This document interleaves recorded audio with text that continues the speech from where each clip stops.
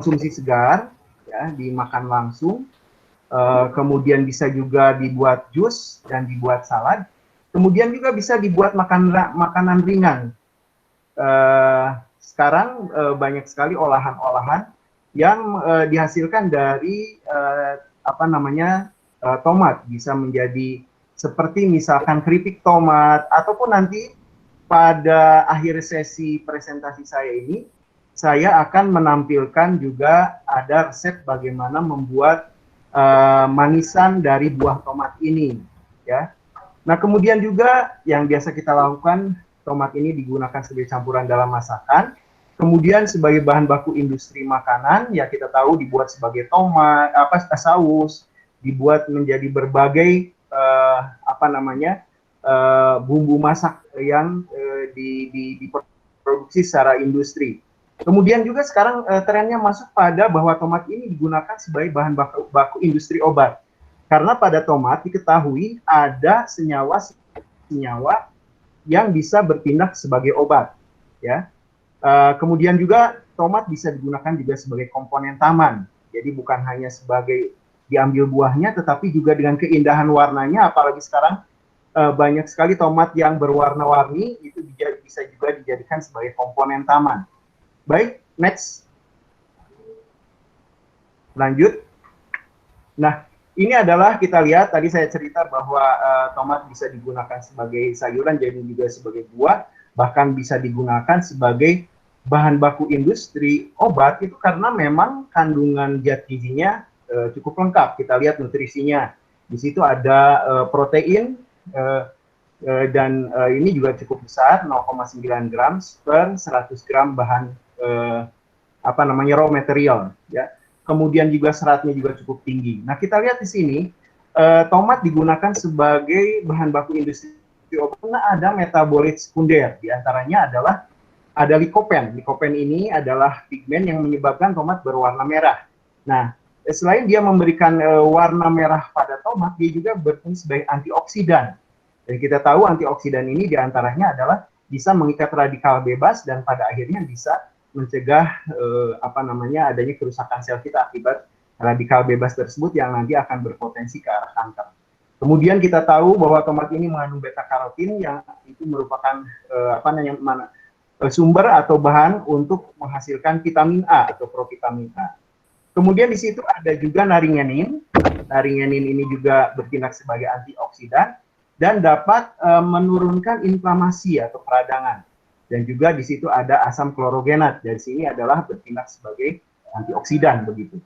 Nah, kita lihat bahwa kandungan vitamin dan mineral juga cukup bagus. Di sini yang sudah kita ketahui ada vitamin C, kemudian ada vitamin K1 dan ada asam folat. Ini menyebabkan tomat bukan hanya bagus untuk dikonsumsi sebagai makanan saja, tetapi juga bisa bertindak sebagai untuk terapi kesehatan. Next. Ya, bisa dilanjut. Nah, baik. Nah, tomat sendiri itu merupakan tanaman semusim, kita kenal sebagai tanaman semusim, tanaman herba semusim. Dan kita lihat bahwa tanaman tomat ini tipenya kurang lebih ada 3 tipe, ya, berdasarkan tipe tanamannya. Ada tipe tanaman yang determinate. Determinate ini bisa kita lihat pada gambar di sebelah kiri atas dan kanan atas itu adalah tipe determinate. Artinya dia itu adalah terbatas pertumbuhannya. Dia akan berhenti pertumbuhan batangnya ketika sudah terbentuk bunga. Jadi ketika sudah terbentuk bunga, pertambahan tinggi tanamannya tidak bertambah lagi. Dan tentu saja ini juga produksinya terbatas. Masa panennya juga lebih singkat gitu. Tidak seperti semi-determinate atau indeterminate.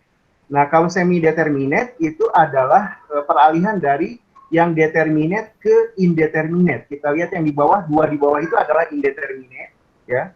Yang kita kenal yang paling mudah sekali untuk mengenal yang indeterminate ini adalah pada tomat cherry.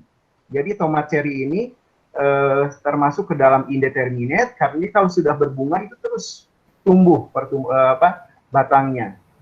Nah, jadi itu adalah tipe indeterminate. Nah, tipe indeterminate ini karena dia setelah terbentuk bunga cabang tumbuh lagi, batang tumbuh lagi, kemudian nanti akan terbentuk bunga lagi. Nah, sehingga di sini produksinya akan lebih tinggi dibandingkan dengan determinate. Nah, sekarang yang banyak digunakan, sekarang yang banyak dikembangkan adalah yang semi determinate yang banyak dikembangkan. Sedangkan yang indeterminate hanya untuk varietas-varietas tertentu saja. Baik, next. Nah, kita lihat kalau tadi adalah tipe tanaman tomat berdasarkan pertumbuhannya. Sekarang kalau kita lihat dari tipe tanaman tomat berdasarkan buahnya. Ya, berdasarkan buahnya. Slide-nya bisa ditampilkan kembali. Nah, baik. Di sini tipe buah tomat itu ada yang kita kenal, ada tipe tomat sayur. Nah, tipe tomat sayur ini biasanya berdaging lebih tipis dan memiliki kadar air lebih tinggi. Sedangkan untuk tomat apel dan tomat gondol ini memiliki memiliki daging buah yang lebih tebal dibandingkan dengan tomat sayur. Dan untuk tomat apel dan tomat gondol ini biasa lebih banyak digunakan sebagai bisa untuk tomat dikonsumsi segar, ya, bisa juga untuk jus, bisa untuk campuran salad dan jadi lebih banyak dikonsumsi segar. Sedangkan untuk tomat sayur itu lebih banyak digunakan untuk bumbu dan juga digunakan sebagai bahan baku untuk saus begitu. Kemudian ada lagi yang disebut tomat cherry, ini kecil-kecil ya, dan ini lebih banyak dikonsumsi segar sebagai buah meja begitu.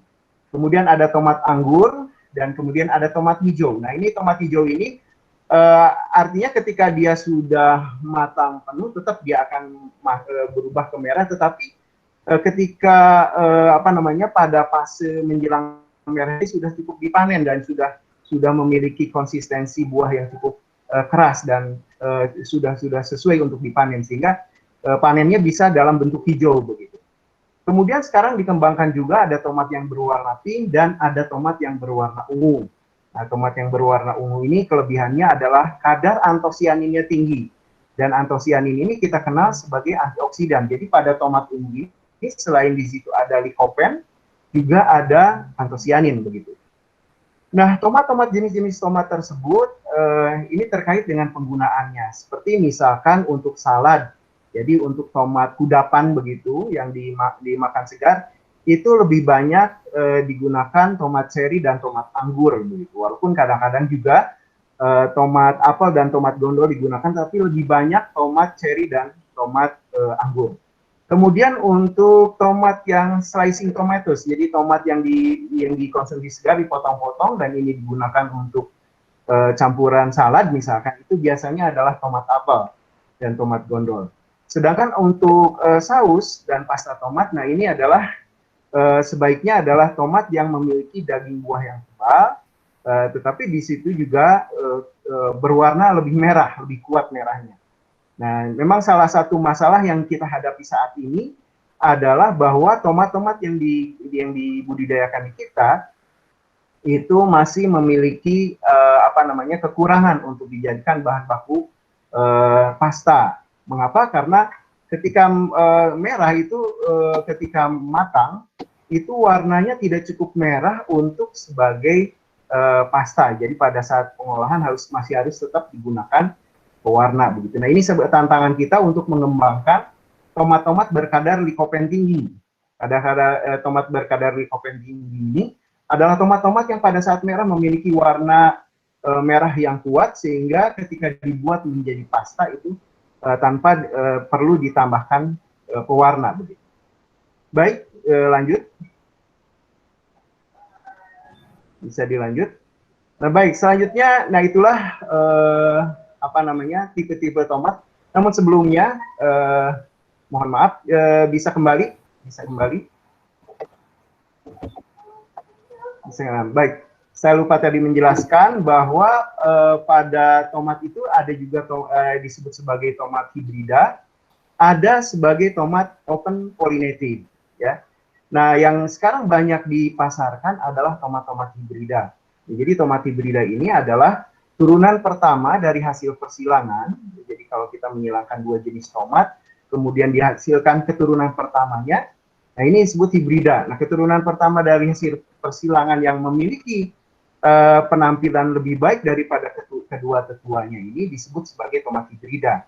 Dan tomat sekarang yang banyak dipasarkan dan ditanamkan ini tomat hibrida. Kenapa? Karena tomat-tomat yang hibrida ini pada umumnya sudah hasil persilangan dari induk-induk terpilih sehingga produksinya lebih tinggi dan juga dikembangkan sekarang yang memiliki ketahanan terhadap kondisi-kondisi cekaman biotik dan abiotik tertentu begitu. Sedangkan yang ada lagi yang disebut open pollinated atau OP. Nah, kalau yang dimaksud dengan tomat OP ini adalah tomat yang dikembangkan dari awalnya dari hasil persilangan, kemudian dipilih yang terbaik, yang terbaik itu kemudian di seleksi ulang, gitu, seleksi berulang-ulang sampai didapatkan yang terbaik, itu yang namanya open pollinated. Tapi sekarang jarang sekali yang memasarkan OP ini, lebih banyak dipasarkan yang hibrida. Kenapa? Ya terkait juga dengan strategi daripada perusahaan benih ketika harus memasarkan benih hibrida. Next. Dilanjut, bisa. Nah baik, selanjutnya apa saja yang menjadi kebutuhan atau keinginan dari tanaman tomat ini agar tumbuh dengan baik? Yang pertama adalah ketinggian tempatnya. Nah sebetulnya tomat sendiri itu relatif adaptif, ya. Dia bisa ditanam di dataran rendah sampai dataran tinggi. Ya, tetapi idealnya memang pada 500 sampai 1000 atau paling tinggi 1500 itu masih ideal. Tapi yang paling ideal adalah antara 500 sampai 1000 meter di atas permukaan laut. Apabila memang di dataran rendah, itu biasanya kadar suhu yang sangat tinggi juga ini akan bermasalah. Tetapi sekarang sudah dikembangkan varietas-varietas yang bisa beradaptasi di dataran rendah dan ada varietas yang beradaptasi di dataran menengah dan ada varietas yang beradaptasi di dataran tinggi begitu. Jadi nanti ketika kita akan menanam di daerah mana itu disesuaikan varietasnya dengan dengan dataran yang di mana kita akan menanam. Nah, jadi idealnya memang suhunya adalah 20 sampai 27 derajat Celcius. Itu adalah idealnya. Jadi kalau terlalu rendah juga ini akan bermasalah dengan suhu yang tinggi. Nah, bagaimana dengan tanahnya? Nah, tanahnya ini di tanaman tomat membutuhkan tanah yang gembur, ya, kemudian mudah melewatkan air, kemudian tentu saja subur, dan salah satu tingkat kesuburannya adalah dengan bahan organik yang tinggi. Nah, artinya di sini mudah melewatkan air bukan berarti adalah bahwa tanah pasir itu lebih baik, tidak. Karena kalau tanah berpasir yang pasirnya tinggi itu berarti bahan organiknya rendah begitu. Nah, sehingga di sini bahan organiknya tinggi tetapi cukup porus atau cukup dapat melewatkan air. Nah, jenis-jenis tanah andisol yang biasanya ada di dataran tinggi itu juga sangat cocok untuk tanaman tomat ini. Kemudian untuk tanah latosol bagaimana yang tanahnya yang tidak hitam agak berwarna kemerahan begitu, itu masih bisa, tetapi tentu saja di sini kita harus cek dulu bagaimana bahan organiknya.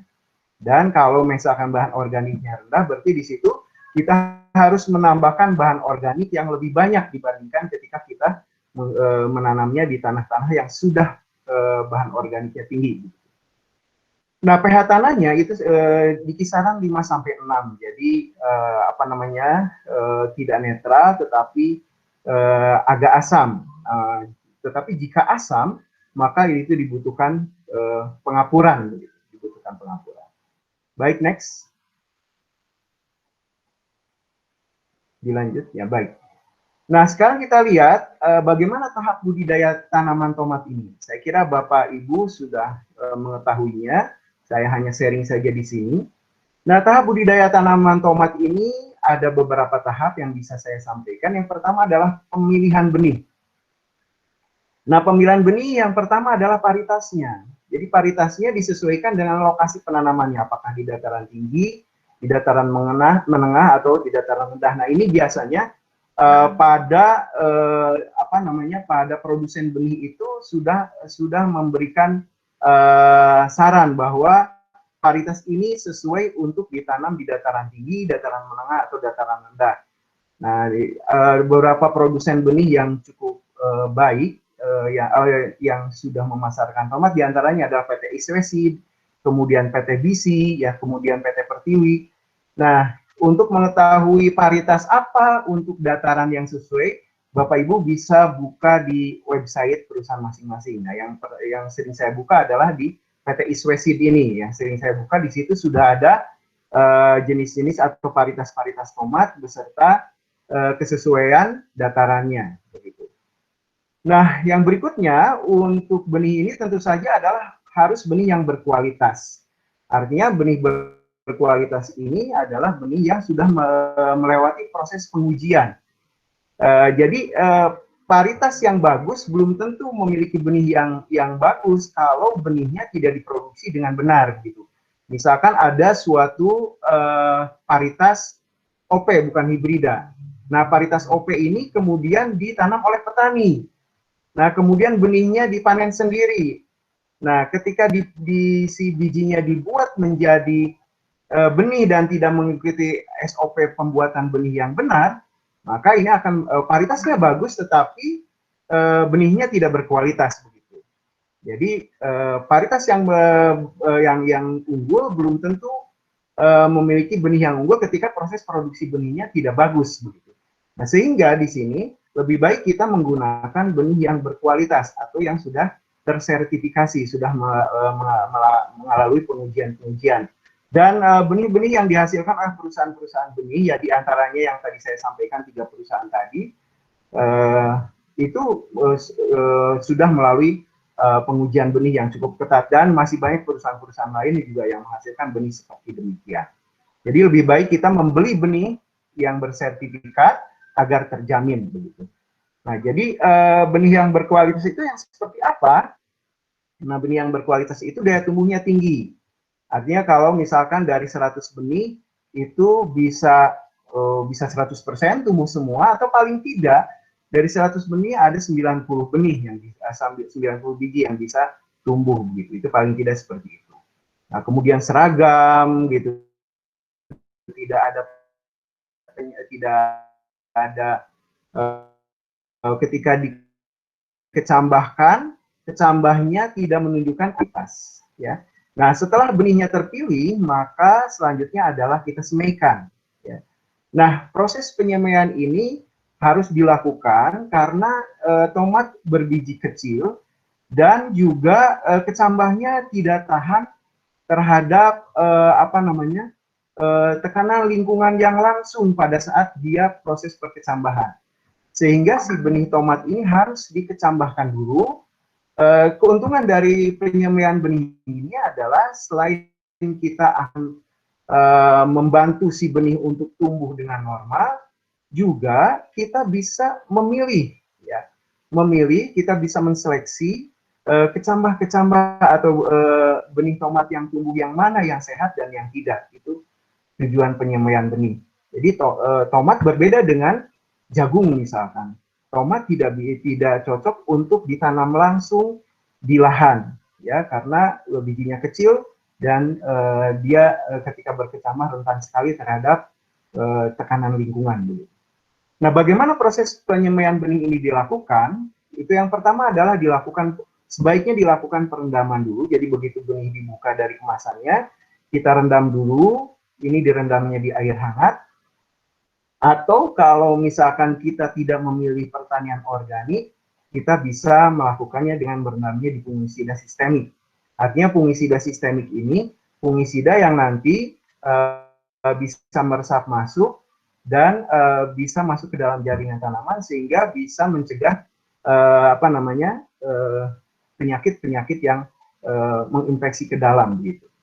Nah, jadi setelah direndam ya kurang lebih 2 jam, ya, atau kalau dengan air hangat bisa 24 jam, ya, sehari semalam. Kemudian dikering anginkan, tidak boleh dijemur, hanya dikering anginkan. Setelah itu kita siapkan media tanamnya. Media tanamnya kita siapkan. Nah, media tanam ini kita masukkan ke dalam bak persemaian, ataupun kita masukkan ke dalam tray, atau bisa juga kalau misalkan kita mau di dalam bedengan. Nah, menyemainya di dalam bedengan. Nah, jadi kita sebar di atas media tanamnya. Jadi media tanamnya ini hanya sebagai saran saja, itu pupuk kandang atau kompos dengan tanah itu 1:1. Ya, kalau misalkan dilebihkan juga bisa, misalkan tanahnya 1 bagian, pupuk kandang dan komposnya 2 bagian. Ya, nah ini dimasukkan ke dalam bak persemaian atau tray, atau kalau misalkan di bedengan, kalau kita mengecambahkannya menyemainya di bedengan, berarti di sini harus dilakukan penaungan, harus dibuat naungan. Ya, paling tidak kita naungi dengan menggunakan paranet. Ya, karena kalau di bedengan itu dia akan terkena langsung cahaya matahari, dan tentu saja ketika proses perkecambahan ini akan menekan pertumbuhan daripada si tomatnya, sehingga kalau kita menggunakan persemaian bedengan maka harus menggunakan paranet. Nah, selanjutnya disiram dan ditutup dengan daun pisang. Ya, selanjutnya nanti 10 hari kemudian dia akan tumbuh, ya, dan 10 hari kemudian tumbuh, dan setelah tumbuh kita harus pindah dulu atau transplanting ke dalam bumbunan, ya, ke dalam bumbunan. Jadi dibumbun istilahnya, ya. Nah, di bumbunannya ini bisa dari berupa media tanam yang dimasukkan ke dalam polybag, atau bisa juga kita membuat bumbunan daun pisang. Nah, pada gambar sebelah kanan bisa dilihat yang di bagian tengah, kiri tengah, itu adalah bumbunan dari polybag, ya. Jadi setelah tumbuh 10 hari tumbuh, diangkat, disambil diseleksi, kemudian dipindahkan ke dalam bumbunan. Nah, bumbunan ini memang medianya juga bisa sama dengan media pada penyemaian tadi. Nah, kemudian selanjutnya di dalam bumbunan ini 3 minggu. Setelah itu kita setelah 3 minggu di bumbunan itu siap untuk kemudian ditanam, ya. Nah, untuk sistem tanam hidroponik, media persemaiannya sebaiknya disterilisasi atau paling tidak dipasteurisasi. Mengapa? Karena pada hidroponik itu nanti si benih ini akan ditanam pada suatu lingkungan yang terkendali gitu. Jadi di situ memang harus bebas dari penyakit-penyakit bawaan, terutama penyakit yang terbawa dari media tanam atau soil-borne disease begitu. Sehingga untuk kalau sistem tanam kita hidroponik, maka sebaiknya ini penyemaiannya ini dilakukan di media persemaian yang disterilisasi atau dipasteurisasi. Baik, next. Nah, baik. Nah, setelah kita mendapatkan benih hasil transplanting yang sudah berumur sebulan, baru kita akan tanam di lapangan. Nah, tanamnya di mana tergantung kita, apakah kita akan menanamnya di lapangan sebagai pertanian di lahan yang cukup luas, atau kita akan ditanam di lingkungan rumah, misalnya sebagai urban farming begitu, atau dengan sistem hidroponik, ya. Nah, nanti itu akan berbeda, tetapi kita lihat saja dulu yang budidaya pada lahan. Nah, untuk budidaya pada lahan ini dimulai dengan proses pengolahan tanah, dan kita lihat di sini yang pertama adalah tanahnya dicangkul dan dibalikkan. Tujuannya pembalikan ini adalah supaya gulma-gulma yang di atas bisa terbenam, kemudian nanti busuk, kemudian juga tanah yang sudah lama tidak diolah, biasanya itu ada senyawa-senyawa yang tidak bagus untuk pertumbuhan tomat, itu dibuka sehingga nanti aerasi tanahnya atau tata udara tanahnya lebih baik lagi, dan di situ tanah bagian bawah ini akan tersinari sehingga nanti bibit-bibit penyakit akan bisa dimatikan dengan cahaya matahari ini. Jadi pencangkulan dan pembalikan, di situ kedalaman pencangkulan sebaiknya antara 20 sampai 30 cm. Kalau kata petani kita, satapak pacul begitu ya. Nah, kemudian setelah dibalikan, kemudian digemburkan. Setelah digemburkan, kemudian baru dibuat bedengan-bedengan ya. Dibuat bedengan-bedengan ya, bisa dilihat pada gambar. Setelah dibuat bedengan, nah bedengan ini lebarnya 1 sampai 1,2 meter, panjangnya sesuai lahan begitu. Jadi lebarnya antara 1 sampai 1,2 tergantung jarak tanam nanti. Nah, tergantung jarak tanam, jadi dalam satu bedengan biasanya 2 baris. Nah, 2 baris ini nanti bagaimana jarak tanam antara baris satu dengan baris yang lainnya, ini tergantung paritas. Untuk paritas-paritas yang pertumbuhannya berdaun lebar panjang begitu, jelas di sini membutuhkan jarak tanam yang lebih lebar lagi begitu. Ya. Nah, setelah dibuat bedengan, kemudian dilakukan pemupukan dasar. Bisa juga sebetulnya dibuat di pemupukan dasar dulu, kemudian baru dicangkul tanahnya, tetapi itu nanti mungkin ada pupuk kandang yang terbuang begitu. Jadi sebaiknya dibuat dulu bedengan, kemudian baru di pemupukan dasar. Nah, untuk pemupukan dasar ini kita gunakan pupuk kandang ya, dan untuk budidaya non organik kita gunakan pupuk sintetis ya. Nah, untuk pupuk kandang biasanya antara 15 sampai 20 ton per hektar. Ya. Untuk pupuk kandang 15 sampai 20 ton per hektar. Nah, untuk pupuk sintetisnya kita bisa gunakan pupuk majemuk. Contohnya NPK 15-15-15. Bisa juga kita gunakan pupuk sintetisnya adalah pupuk tunggal. Ya. Pupuk tunggalnya adalah urea, ZA, ETSP atau SP36 dan KCl. Nah, untuk pupuk kandang itu yang biasa digunakan adalah 15 sampai 20 ton per hektar dosisnya.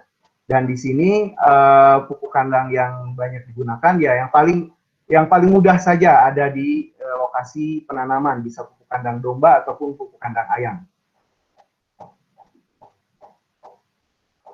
Baik, mohon di slide-nya. Oke.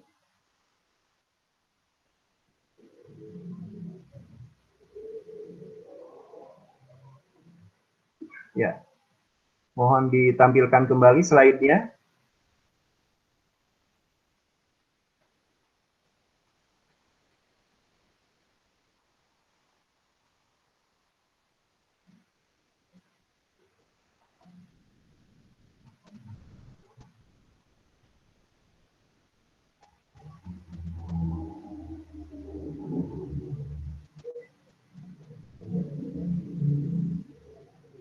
Ya, mohon ditampilkan kembali slide-nya.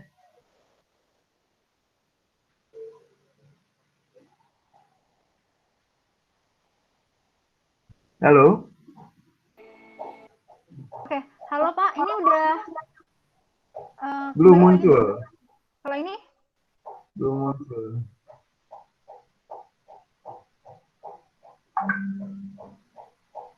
Kalau ini udah Pak? Belum. Belum ya? Belum. Belum. Oke, sebentar. Saya tadi soalnya ada yang share screen. Iya, ada share screen. Terganggu. Jadi muncul tapi kecil sekali ini. Oke, sebentar. Ini saya ulangi. Ya, silakan.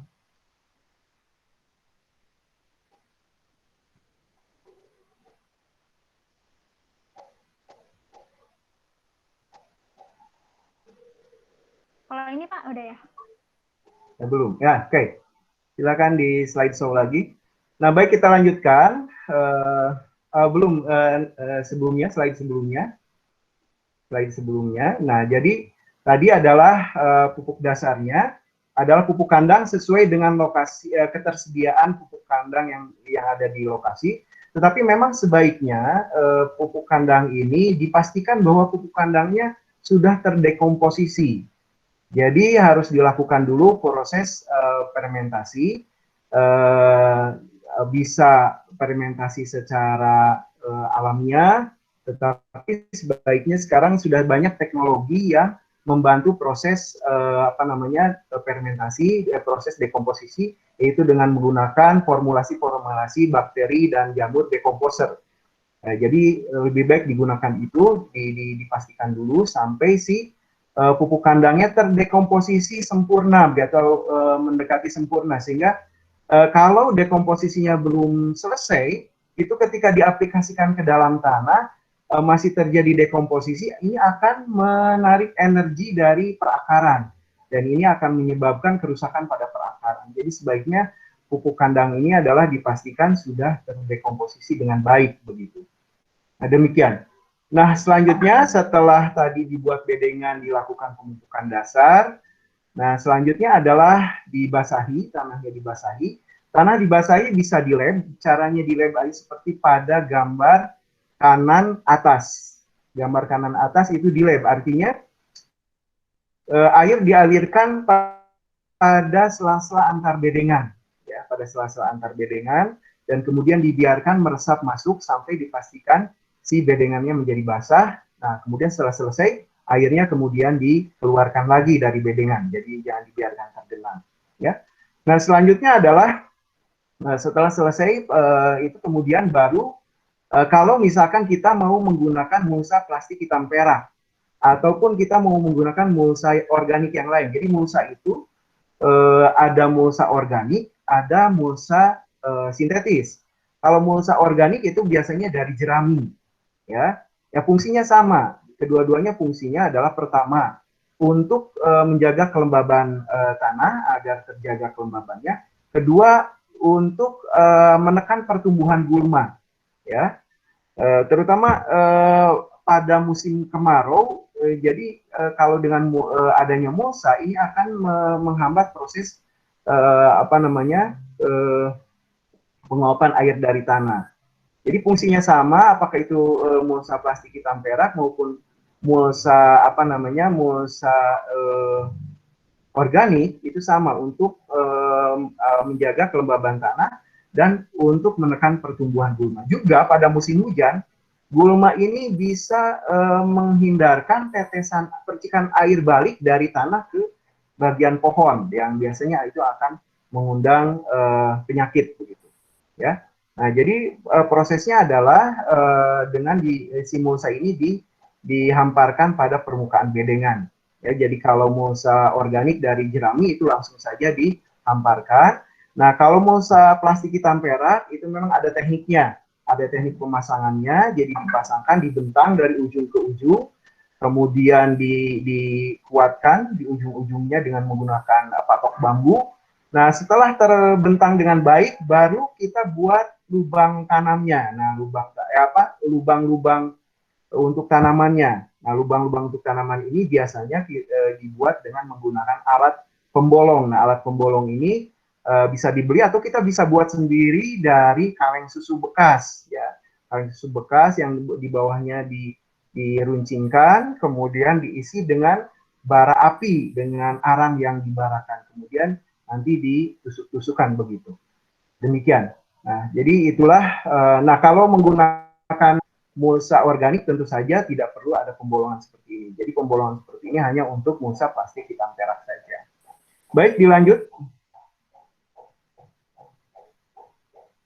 Ya, next. Baik, berikutnya setelah selesai, bedengan sudah siap, kemudian mulsa pun sudah dipasang. Nah, selanjutnya adalah penanaman.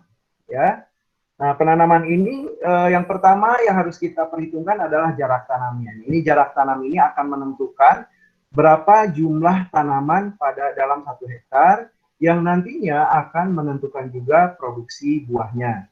Jadi berapa banyak buah yang akan dihasilkan tergantung jarak tanam yang kita buat. Tetapi jarak tanam juga ditentukan pertama oleh paritas.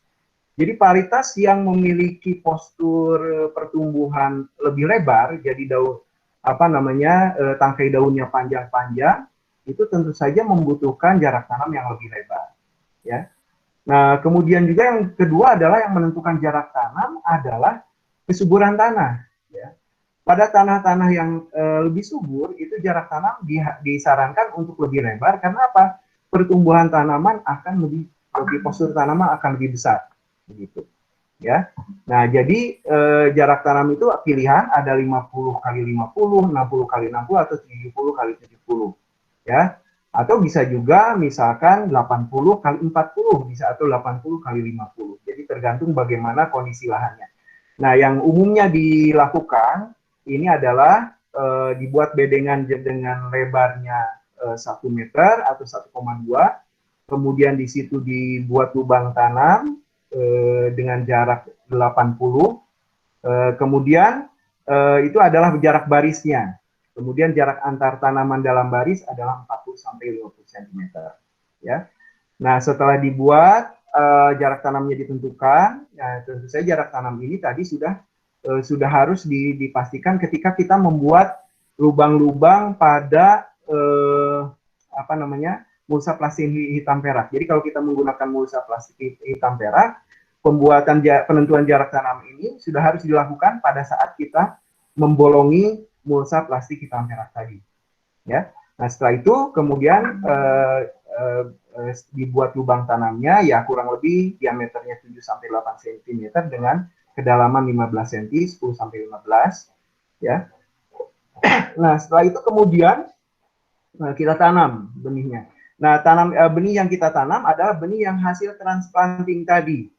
Ya, jadi benih yang dari hasil pemindahan yang dari persemian pertama pre-nursery ke main nursery. Jadi dari yang pertama tadi disemai misalkan di bak, kemudian dipindah ke polybag. Nah, itulah yang kita tanam. Nah, cara penanamannya adalah kalau menggunakan polybag, berarti polybagnya kita sobek dari atas ke bawah menggunakan cutter yang cukup tajam. Kemudian dibuka dan harus hati-hati jangan sampai si tanahnya banyak yang gugur sehingga nanti akar akan melakukan proses adaptasi lagi, begitu ya. Nah, setelah itu kemudian dimasukkan dan kemudian bagian-bagian yang kosong dari lubang tanam itu diisi. Nah, setelah itu kita siram, ya disiram dengan gembor, selang bernozzle atau bisa juga di lem jika ada saluran air yang cukup memenuhi. Nah, demikianlah penanaman. Ya, setelah penanaman ini, langkah berikutnya adalah pemeliharaan. Nah, pemeliharaan pada tomat ini meliputi yang pertama adalah penyulaman. Nah, penyulaman dilakukan untuk mengganti tanaman yang mati dan sebaiknya dilakukan 1 minggu 1 minggu setelah tanam. Jadi setelah 1 minggu setelah tanam. Jadi kalau terlalu lewat, misalnya 2 minggu atau 3 minggu setelah tanam, nanti pertumbuhannya tidak seragam. Tetapi memang kalau 2 minggu setelah tanam ada yang mati, mau tidak mau harus kita ganti, tidak mengapa. Nah, kemudian yang harus dalam penyulaman ini yang harus diperhatikan adalah penyebab kematiannya kita harus tahu. Kalau penyebab kematiannya karena kekeringan atau karena memang benihnya mengalami gangguan fisik gitu, bukan gangguan penyakit, maka proses penyulaman bisa dilakukan langsung. Tetapi apabila penyebab kematiannya akibat dari adanya serangan penyakit, misalkan karena pitium, rebah kecambah.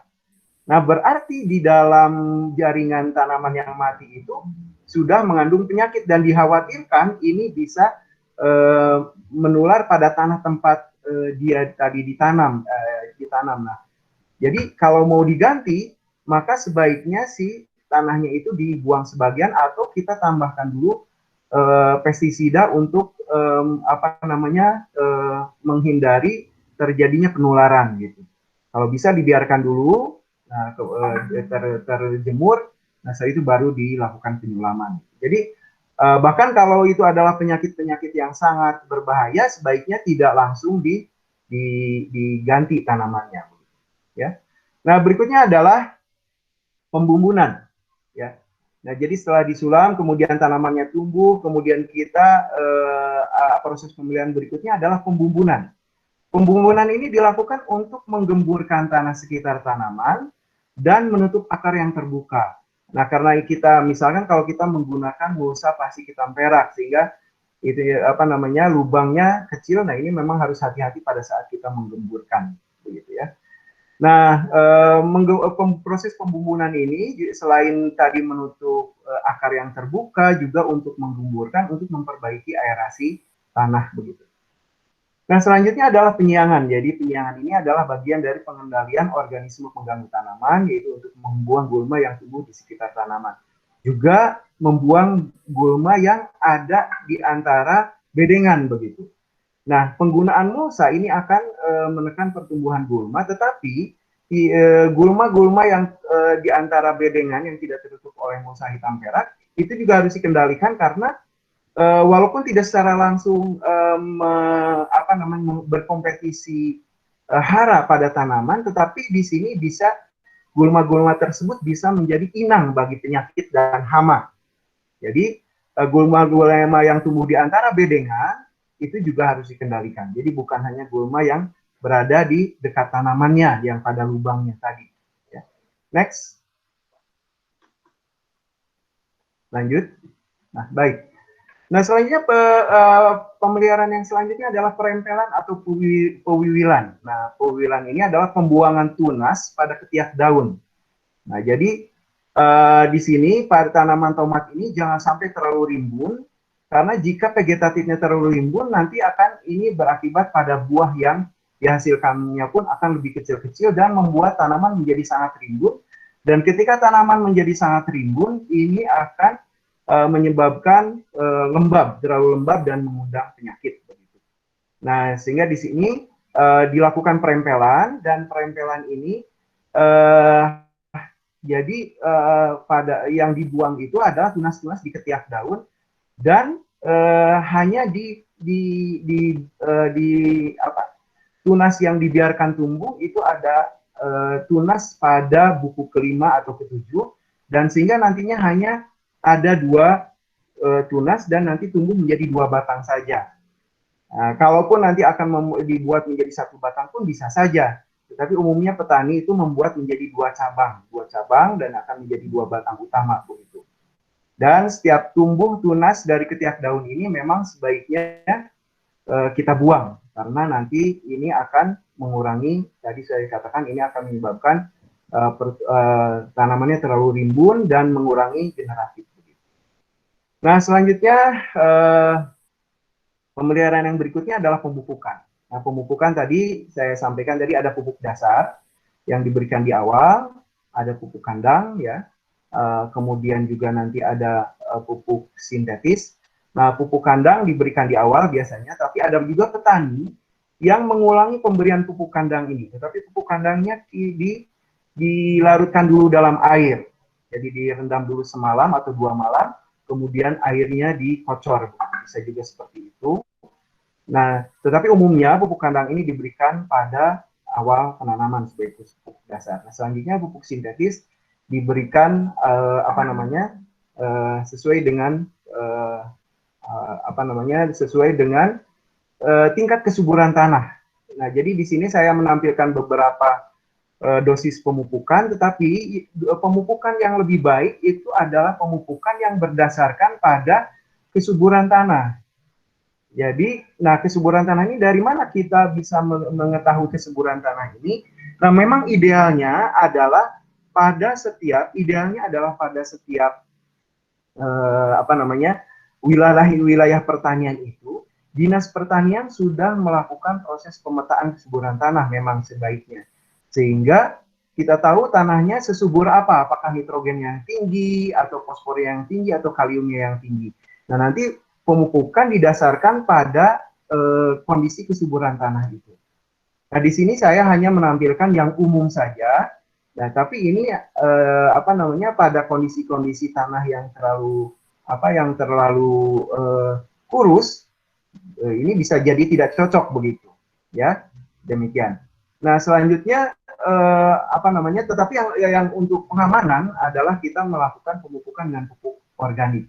Pupuk organik itu akan melakukan pengamanan untuk apabila memang tanahnya kurang subur. Nah, kemudian bagaimana dengan kalau misalkan budidayanya secara organik begitu? Walaupun budidaya organik ini ada persyaratan-persyaratan yang cukup ketat, ya. Tetapi di sini untuk pemupukannya pada budidaya organik ini, jadi pupuk organik yang digunakan itu harus lebih banyak daripada budidaya non organik gitu. Kalau misalkan budidaya non organik pupuk kandangnya 20 ton per hektar, maka pada budidaya organik itu harus 40 ton per hektar. Kemudian ditambah dengan penyemprotan pupuk organik cair. Ya, pupuk organik cair disemprotkan melalui daun. Begitu. Jadi untuk pemupukan organik, untuk budidaya organik karena tidak menggunakan pupuk sintetis, maka di sini dibutuhkan pupuk organik yang lebih tinggi, kemudian dilakukan penambahan penyemprotan pupuk organik cair. Dan bahkan kalau ini bisa juga digunakan dengan penyemprotan pupuk hayati, ya pupuk hayati terutama di awal untuk meningkatkan jumlah mikroba positif yang ada pada tanah. Nah, berikutnya adalah penyiraman. Jadi penyiraman ini tergantung ketersediaan air. Kalau di musim hujan mungkin tidak perlu penyiraman yang rutin, tetapi kalau di musim kemarau memang harus dilakukan penyiramannya. Bisa dilakukan dengan menggunakan cara dilem, kemudian cara disiram atau dengan bantuan pompa, ya, disiram dengan bantuan pompa, selang dan nozzle atau dengan gembor. Nah, tetapi di sini kalau kita menggunakan teknik pipe harus dipastikan kalau misalkan aliran airnya berasal dari mana. Kalau misalnya aliran air ini berasal dari kebun sebelah, di mana kebun sebelahnya sudah riwayat penyakit tular tanah di sana, ya ini akan lebih baik tidak dengan cara direm, karena akan menular. Next, bisa dilanjut. Baik. Berikutnya adalah pemasangan ajir. Nah, pemasangan ajir ini fungsinya adalah untuk memperkokoh tanaman karena batang daripada tomat ini cukup panjang sehingga akan cenderung roboh. Maka di sini harus ditopang dengan menggunakan ajir. Nah, ajir ini biasanya dibuat dua batang ajir yang kemudian ditancapkan di dekat pohonnya, kemudian ujung-ujungnya disatukan. Pada gambar sebelah atas bisa dilihat, ya, sebelah atas bisa dilihat, jadi dia disatukan, diikat, nah, seperti itu. Nah, kemudian untuk memperkokoh biasanya di silangan atasnya, di ikatan atasnya itu disambung dengan bambu yang memanjang, gitu, supaya lebih kokoh lagi. Nah, gitu. Nah, kemudian pemangkasan tadi sudah kita bahas di pewiwilan, perempelan. Ini tujuannya tadi ya untuk supaya tidak terlalu rimbun. Nah, kita bisa lihat pada gambar di bawah itu adalah hasil pewiwilan. Jadi dihasilkan 2 batang utama yang nanti akan menghasilkan buah. Jadi diharapkan dari batang yang satunya dihasilkan misalkan 3 dompolan buah, batang satunya 4 dompolan buah, sehingga didapatkan 7 dompolan buah begitu ya. Nah, kemudian juga pemangkasan ini bukan hanya untuk itu, juga kalau misalkan pada beberapa daun sudah menunjukkan adanya serangan penyakit. Nah, penyakit karena misalkan cendawan, misalkan bercak coklat, Alternaria solani misalkan. Nah, Alternaria solani ini sudah menyerang daun. Nah, daun-daun yang terserang sebaiknya segera dipangkas, dibuang. Jadi tujuan pemangkasan ini selain tadi untuk mengurangi kelembaban, juga untuk supaya lebih pertumbuhan lebih ke arah generatif, juga untuk mencegah penyebaran penyakit. Next. Nah, tadi sudah saya jelaskan mengenai proses pemeliharaan. Berikutnya proses pemeliharaan yang berikutnya adalah pengendalian organisme pengganggu tanaman. Nah, organisme pengganggu tanaman pada tomat ini ada 3 kelompok ya. Ada bahkan 4 ya sebetulnya. Yang pertama adalah hama, kemudian yang kedua adalah penyakit, dan yang ketiga adalah gulma ya. Nah, hama itu adalah pasti binatang ya. Binatangnya apakah binatang ya, pokoknya semuanya binatang yang mengganggu itu namanya adalah hama.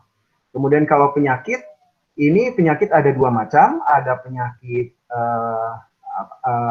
penyebabnya adalah biotik, ada penyakit yang penyebabnya adalah abiotik. Jadi penyakit yang menyerang tanaman ini ada yang disebut sebagai penyakit yang disebabkan oleh mikroba, oleh makhluk hidup. Ada penyakit yang disebabkan oleh tekanan lingkungan, tekanan lingkungan. Ya, kalau penyakit yang disebabkan oleh mikroba, misalkan penyakit yang disebabkan oleh cendawan, penyakit yang disebabkan oleh bakteri, begitu. Penyakit yang disebabkan oleh mikroplasma, juga penyakit yang disebabkan oleh virus, itu yang sifatnya penyebabnya biotik. Ya. Kemudian penyakit yang sifatnya gangguan fisiologis atau tekanan abiotik, contohnya misalkan karena panas yang terlalu terik, atau misalkan ada perubahan suhu antara siang dan malam yang sangat ekstrim, seperti saat ini. Jadi malam sangat dingin, kemudian siang tiba-tiba panas sekali, dan ini akan mengganggu daun biasanya. Daun akan mengalami terbakar, seperti terbakar. Nah, ini adalah penyakit yang disebabkan oleh tekanan abiotik, tekanan lingkungan. Nah, kita harus bisa memahami apakah penyakit ini disebabkan oleh biotik atau abiotik, karena penanganannya berbeda. Kalau penyakit yang disebabkan oleh biotik, nanti penanganannya adalah dengan menggunakan misalkan pestisida, ya, fungisida, bakterisida, begitu. Tapi penyakit yang disebabkan oleh gangguan fisiologis, gangguan tekanan lingkungan, ini tidak bisa ditangani dengan pestisida tadi. Misalkan penyakit karena kekurangan nitrogen, ya jelas harus dipupuk dengan urea misalkan. Baik, nah sekarang kita fokus pada pengendalian organisme pengganggu tanaman. Di sini organisme pengganggu tanaman ini saya akan berdasarkan pada prinsip pengendalian hama terpadu, ya, hama penyakit terpadu gitu.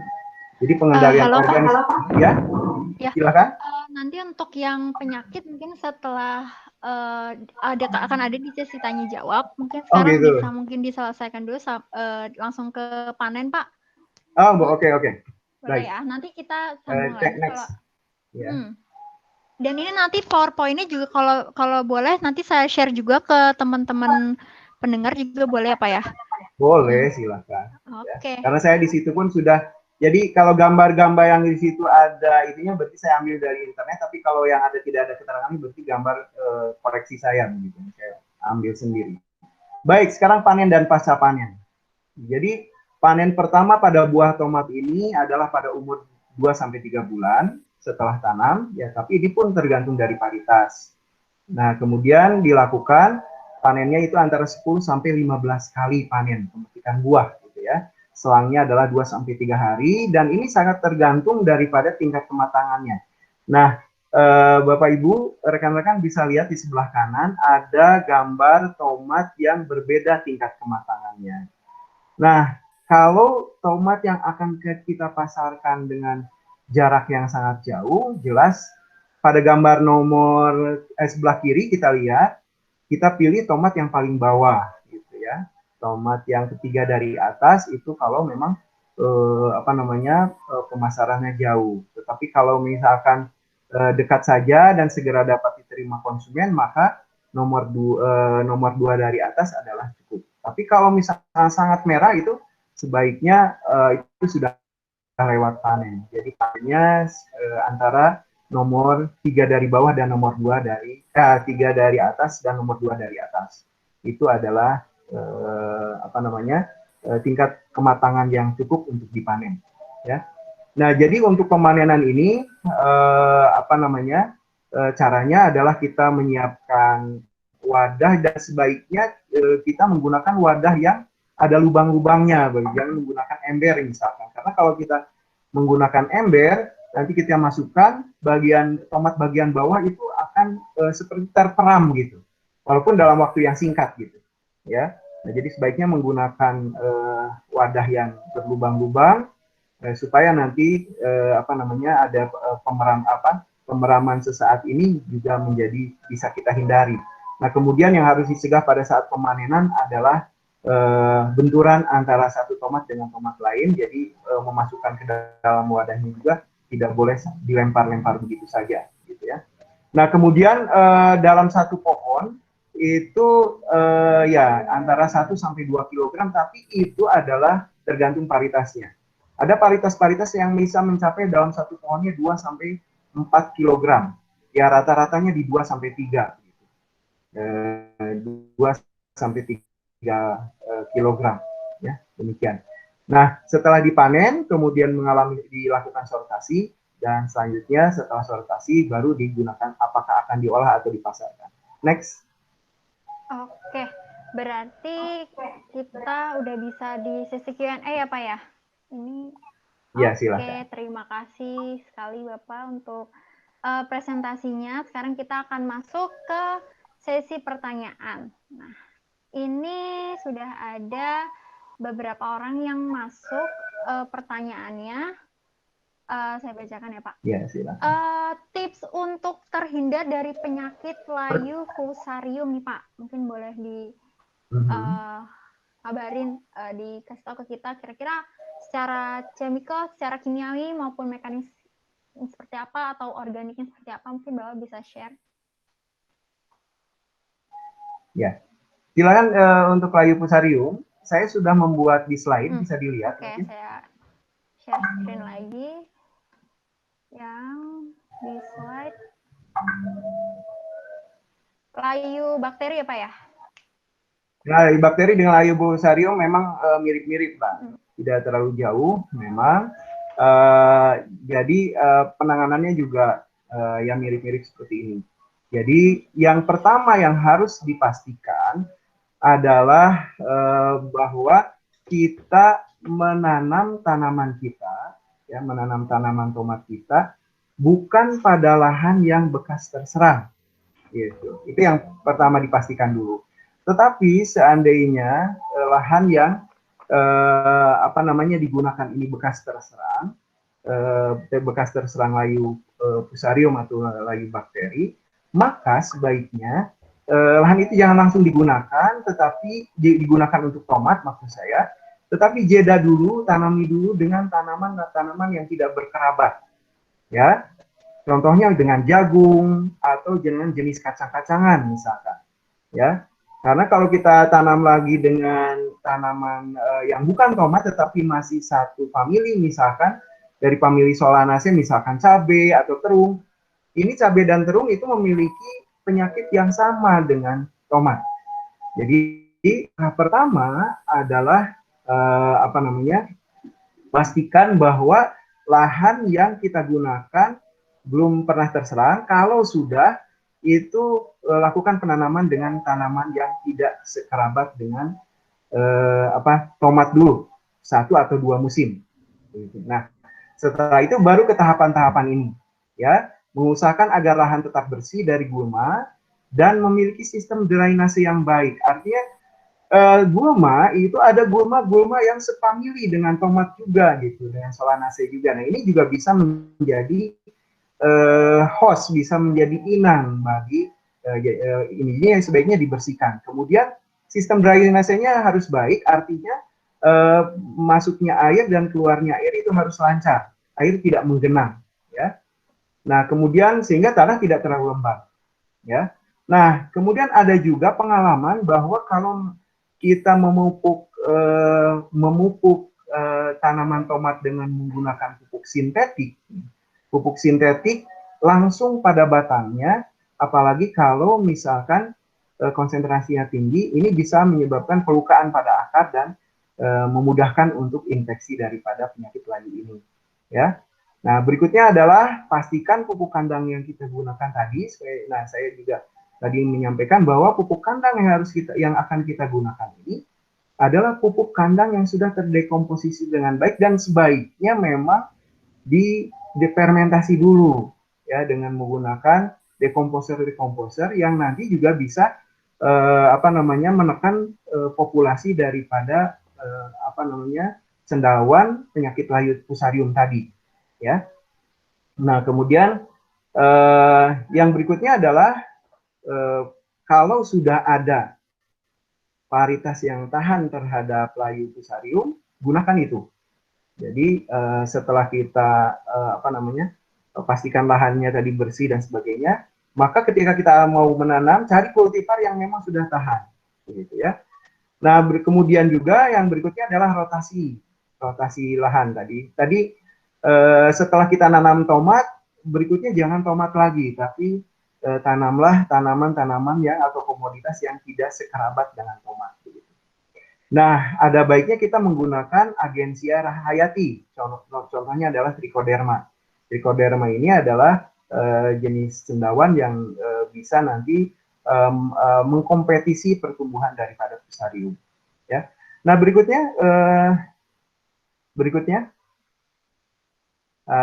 Nah, ini adalah apa namanya protokol pengendalian penyakit akibat cendawan yang dilakukan oleh PT Iswesid Indonesia.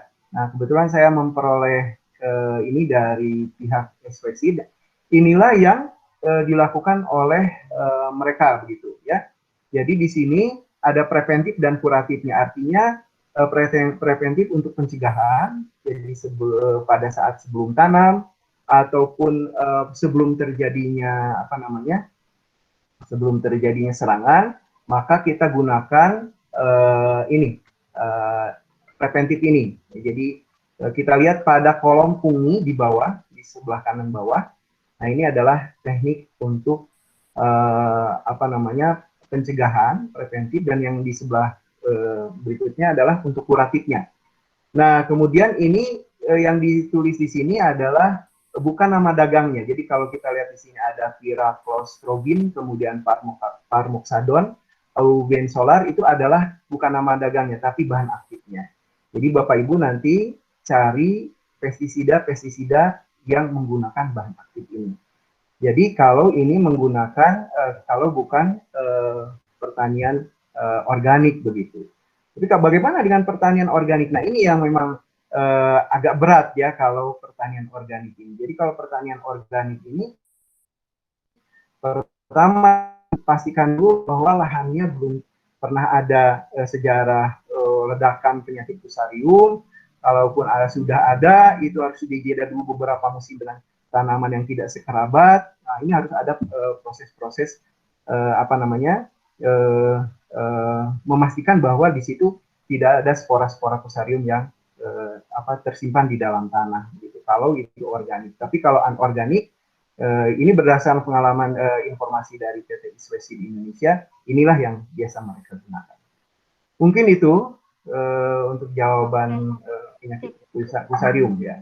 Terima kasih Pak. Nah, untuk yang kedua nih, mungkin juga jadi pertanyaan yang terakhir nih Pak, untuk tanaman hidroponik nih, gimana caranya dan apa nih kelebihan dan kekurangan dari menanam tomat di hidroponik dibandingkan dengan konvensional?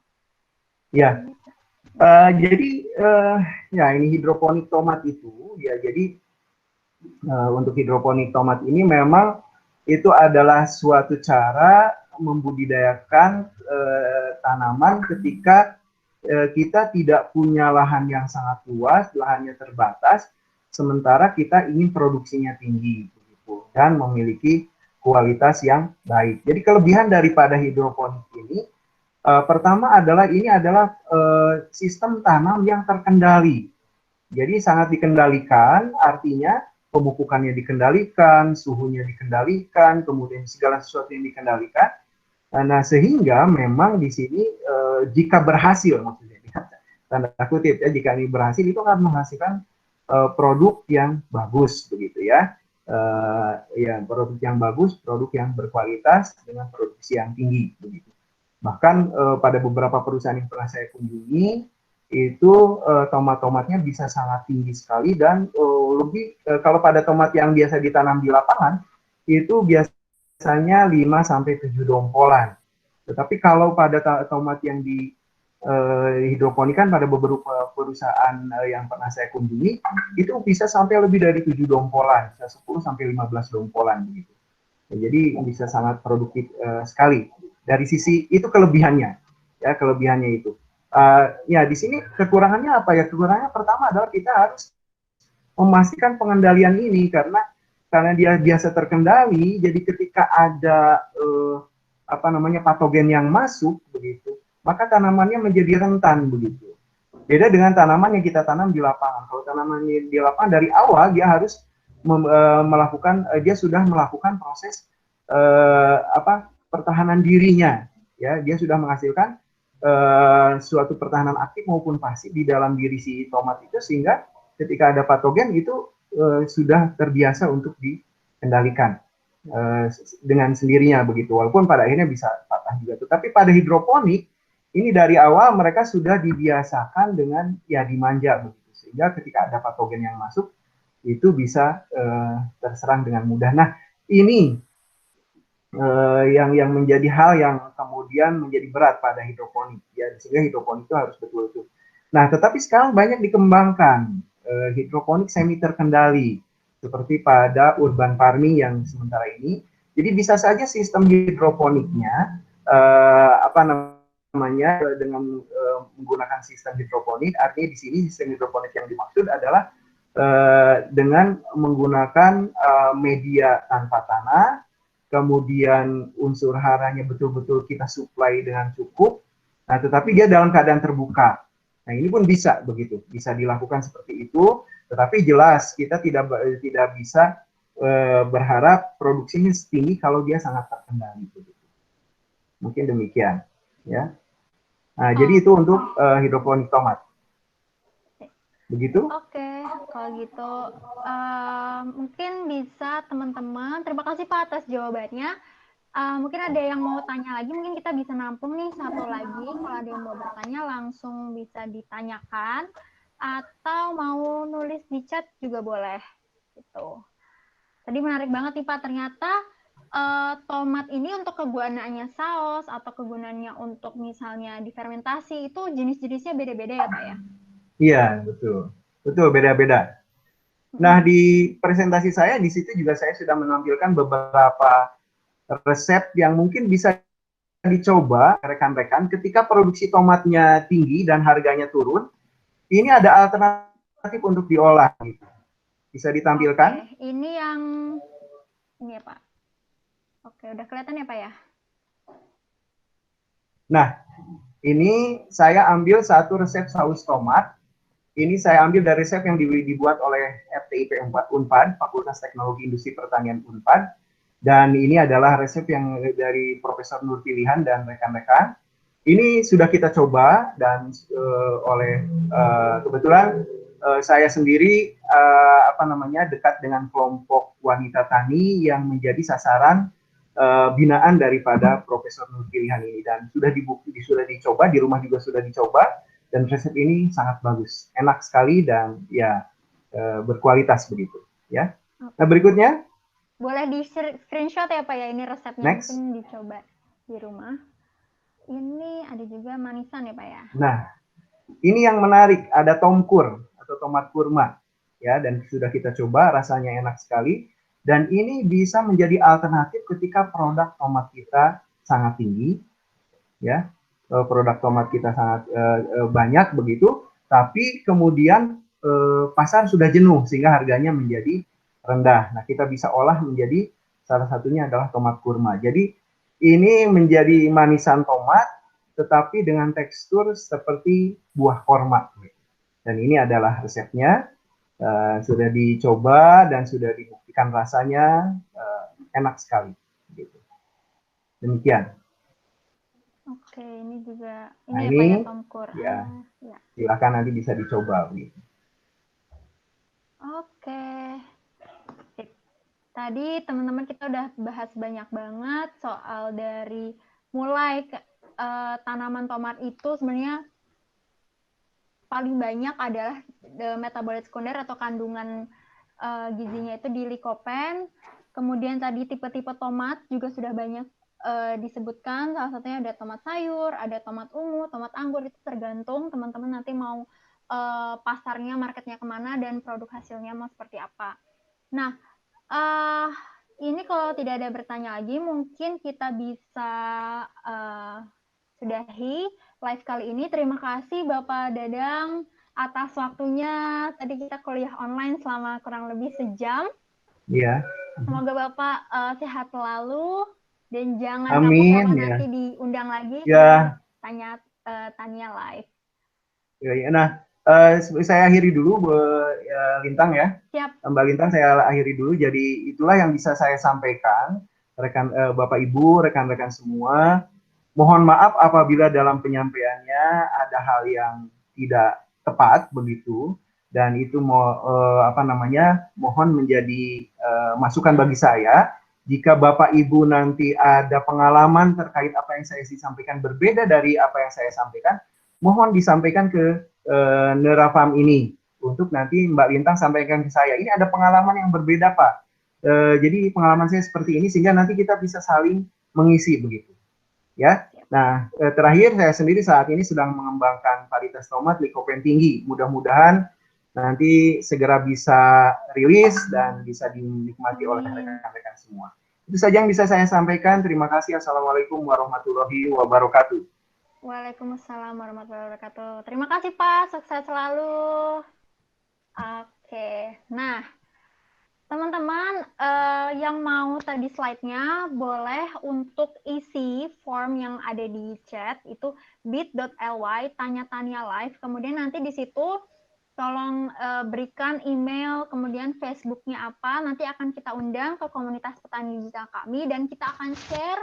Tadi saya udah dapat izin dari Bapak untuk bisa share slide-nya. Tadi slide-nya teman-teman bisa dapetin dari mulai budidaya, kemudian hama penyakit pengganggunya apa, lalu dari segi kalau misalnya nih teman-teman mencari solusi gimana nih pasar lagi supply-nya over, kemudian kita menjualnya sangat rendah hasilnya, bisa tuh tadi ya contohnya kayak saus atau tomat kurma, itu bisa banget teman-teman dicoba dan di situ ada resepnya juga.